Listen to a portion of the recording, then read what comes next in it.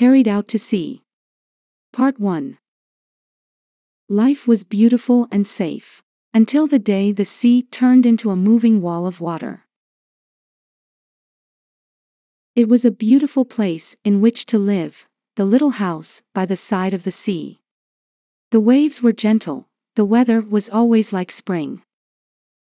Helen Kingseed and I shared a bedroom in the little seaside house. Dottie Drake and Faye Johnson shared another bedroom across the hall. The four of us had just finished our schooling on the mainland. We had come to Laupahoehoe the fall before to teach. Laupahoehoe, on an eastern point of the big island of Hawaii, looks out across the Northern Ocean. Danny Akiona woke us up that Monday morning by calling from below our window. Miss Kingseed. You want to see a tidal wave? Come quick. Helen and I hurried into our clothes and went outside. Faye and Dottie soon came out too. We were just in time to see the water recede from the shore, quickly and quietly, leaving the bottom of the ocean bare.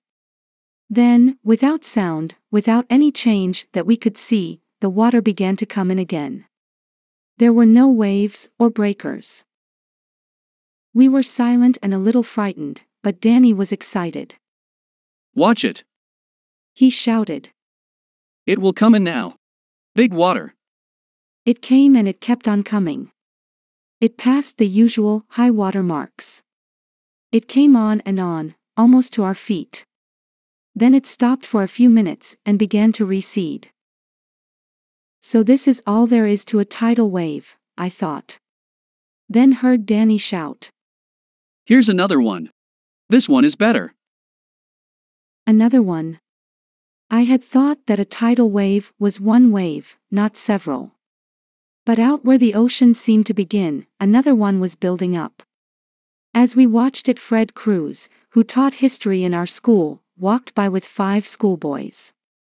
I shall never forget his wide smile. Good fun. He called to us.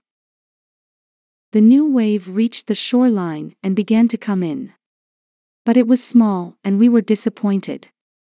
Helen turned to go into the house. The show is over, she said. I wish a really big one had come, I answered. A bigger wave. Dottie and Helen went inside, but Faye and I remained a moment longer. Then we both saw it at the same time. The ocean receded once more, fast this time, with the sound of a deep sigh. The deep place just off the rocks, where we had gone swimming, was suddenly dry. A great wall of water was building up out there to the left of the lighthouse. For the first time I began to be really afraid.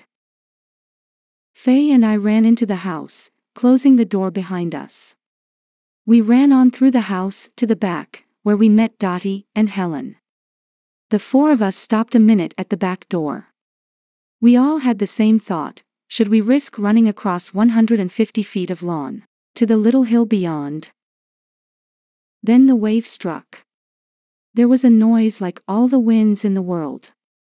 I looked back to see dark water fighting at the windows. We heard the sound of breaking glass as the windows fell in. The walls of the house made frightening noises too. We held on to the sides of the doorway as the house began to tilt and move. It's going to tear the house down, Helen said. She spoke quietly, with more wonder than fear in her voice. After that, we were all silent, we just braced our feet and waited. Suddenly, nothing was there, and we were in the water. Helen tried to keep her head above water, but she went down, right in front of me. I reached down and put my hands under her arms. The rushing water pulled her away from me, and she was gone. In the first rush of water, the house was broken up and swept away. Only the roof was left. It turned round and round on top of the water. Faye and I found the edge of the roof and held on to it. Then somehow we climbed up the slope of the roof to the top. The wave began to recede, and we were rushing along with it. The roof, tilting first one way and then the other, was swept out toward the open sea. We saw Mr. Furden's car, which had been standing in the road behind our house. Now it was turning over and over in the dark, rushing water. Suddenly, our roof tilted to one side and stopped. It had struck a rock and the sea was moving out from under it. Faye said, I don't have any clothes on. I looked at myself. All that remained of mine was part of my dress. The sea had torn away our clothes. Then we saw Dottie's head at the corner of the roof.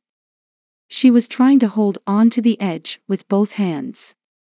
Her eyes were glassy with fear and panic.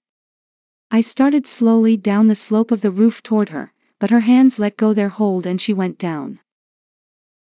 We are going to be killed, said Faye again, quietly. The water is going out again. I shouted to her. We've got to get to shore before another wave comes in on us. We moved down the slope of the roof together and dropped into the water.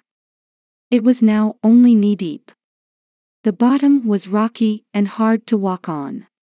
Faye could not swim, and we held hands as we fought our way forward. It wasn't far now. We'll get there, I said over and over again. Hold on, we're going to get there.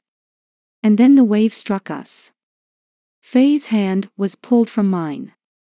I was swept, like Mr. Furden's car, toward the great rocks near the lighthouse point. I gave up all thought of living and went limp. I am sure this saved my life. Without thinking, I held my breath. As I struck the rocks, it seemed that I could hear my own body breaking into pieces. I waited for death.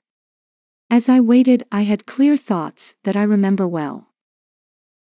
I thought of my brother. He had come safely through 3 years of war, while I, who lived the quiet life of a teacher, was about to die a terrible death. I thought of Leobert Fernandez.